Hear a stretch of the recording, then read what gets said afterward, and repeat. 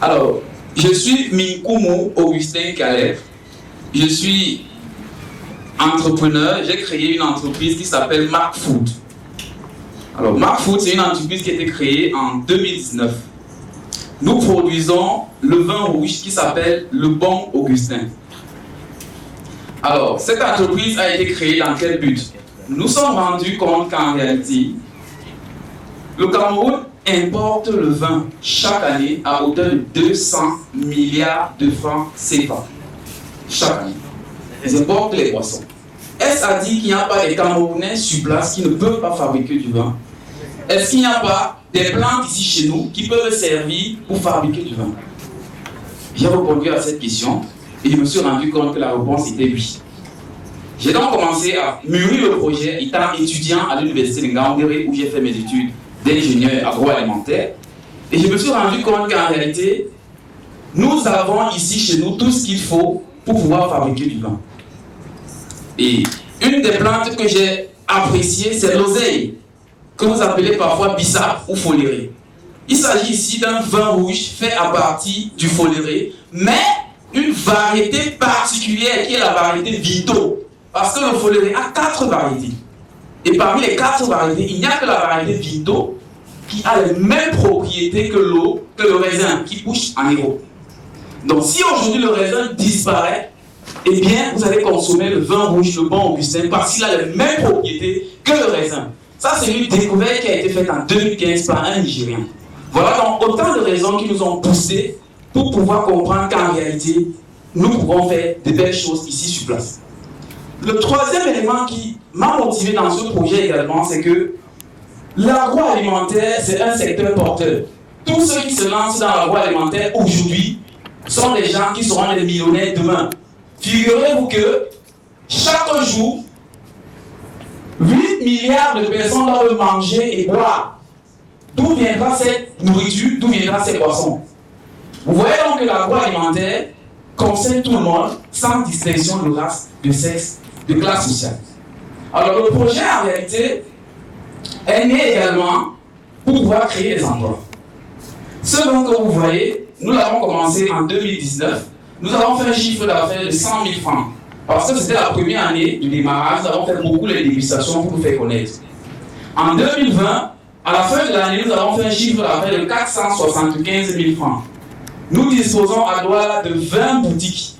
À Yaoundé, nous avons 2 boutiques. Au début du projet, nous n'avons qu'une seule boutique et avec le temps, nous avons agrandi le nombre de boutiques pour pouvoir vendre le produit un peu partout dans la ville. Notre cible, c'est toute personne qui a entre 21 en montant, en termes d'âge, qui est consommateur de boissons alcoolisées.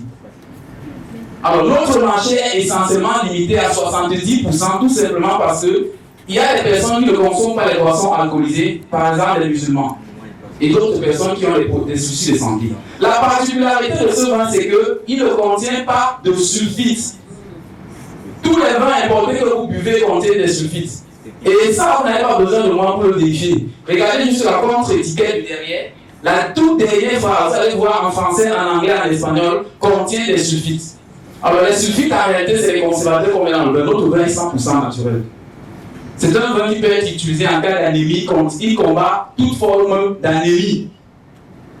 En 2020, nous avons lancé ce projet également sur les réseaux sociaux. Nous avons une page Facebook, nous avons une page WhatsApp sur laquelle nous faisons la promotion de ce produit. Le coût de production d'une bouteille comme celle-ci, c'est 1200. Et le prix de vente, c'est 2500. Vous voyez la marge qu'il y a entre le coût de production et le prix de vente. 1300 par bouteille. Donc quand vous avez produit 1000 bouteilles, vous voyez déjà l'argent que vous pouvez vous faire en termes de bénéfices. Donc c'est un projet rentable. C'est un projet pour lequel je crois et je sais que tout le monde va également intégrer ce projet. La chance que j'ai eue par rapport à ce projet, c'est que j'ai bénéficié d'un espace de production gratuit.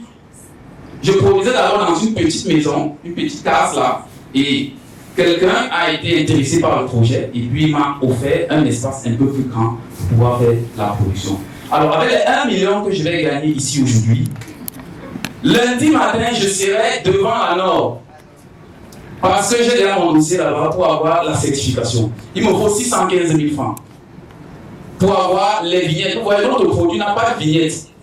C'est-à-dire l'autocollant qu'on met sur les poissons en Bolivie, c'est ça qui nous ralentit les larges parts de marché. Parce qu'on ne peut pas vendre dans les boutiques indépendantes qui ne sont pas dans le pays du Cameroun. Donc lundi matin, j'aurai la certification avec les 1 million et le reste va me servir pour le ministère des Finances qui délivre en réalité ces vignettes-là.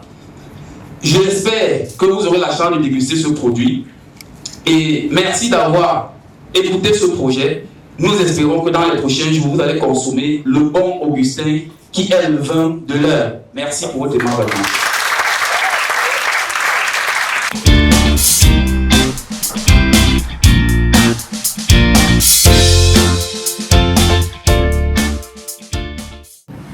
Moi, je vais vous demander les conditions dans lesquelles vous fabriquez cette vin parce que c'est quelque chose qu'on consomme. Donc il faut être dans votre présentation, vous n'avez pas expliqué tout cela. Alors, pour fabriquer le vin, on a juste besoin de l'oseille, la variété désignée qui est la variété Vinto. Une fois qu'on a ça, puisque le vin est pour l'oseille est pauvre en eau et pauvre en sucre, c'est une fleur qui est sèche. On va d'abord la réhydrater et son extrait son jus. C'est un procédé de macération. Une fois qu'on a extrait ce jus, il faut enrichir le jus en sucre parce que le sucre permet en réalité d'avoir l'alcool qui est dans le vin. Et cet alcool-là, c'est l'éthanol. Donc, on va faire un procédé de fermentation typique que celui qu'on utilise pour faire le vin avec le raisin. Ce vin est issu d'un procédé de fermentation. La fermentation va nous prendre plusieurs semaines et après, on va faire ce qu'on appelle le soutirage. Parce que pendant qu'on fait la fermentation, on met des levures à l'intérieur, des souches spécifiques qui vont transformer le sucre en alcool et en gaz carbonique. On va faire un soutirage, c'est-à-dire qu'on va enlever le vin qui est bien clair, bien clarifié, pour le mettre dans une autre cuve. Et en ce moment, après la fermentation, c'est l'étape de maturation. Parce que pour parler du vin, il faut qu'on ait un jus sucré, qu'on ait un procédé de fermentation et qu'on ait un vieillissement qu'on appelle la maturation du vin. Quand ces trois étapes sont réunies en réalité, on peut parler du vin en ce moment. Merci pour ça, mais ce n'est pas ce que je demandais. Je voulais juste savoir le côté santé. Ok, le côté santé, nous faisons des analyses microbiologiques et physico-chimiques du produit. Maintenant, le côté santé aussi, c'est les garanties que nous prenons pour pouvoir rendre ce produit consommable. Nous mettons en place les bonnes pratiques d'hygiène et les bonnes pratiques de fabrication qui sont en réalité le gage de la qualité d'un produit.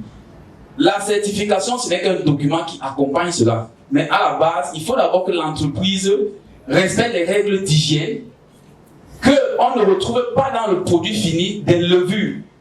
Et nous avons un procédé qui permet d'éliminer toutes ces levures-là, puisque nous ne nous précipitons pas pour mettre le produit sur le marché. Nous le laissons carrément évoluer sur le temps. Et il n'a pas d'effet négatif jusqu'ici, parce que nous commençons à produire en 2019. Nous sommes en 2021. Ça fait 2 ans. Nous aurons 2 ans la semaine prochaine, au mois de novembre. Et jusqu'ici, il n'y a pas de plainte par rapport à notre produit. Merci. Le pourcentage d'alcool qui est dans ça, comment est-ce que vous vérifiez cela? Alors, nous avons des alcomètres. C'est avec l'alcomètre en réalité qu'on vérifie le taux d'alcool qu'il y a dans le produit. On peut aussi le faire au niveau des laboratoires. Donc, nous avons 2 produits. Il y a le vin sec, celui-ci, et une autre variété qui est moelleux. C'est-à-dire c'est un peu sucré, mais légèrement alcoolisé. Ça a 12% d'alcool et le moelleux a 11% d'alcool. Et c'est le produit phare que nous vendons le plus, le moelleux, parce que les femmes aiment ce qui est sucré. Alors, mesdames, vous avez votre produit chez le bon Augustin.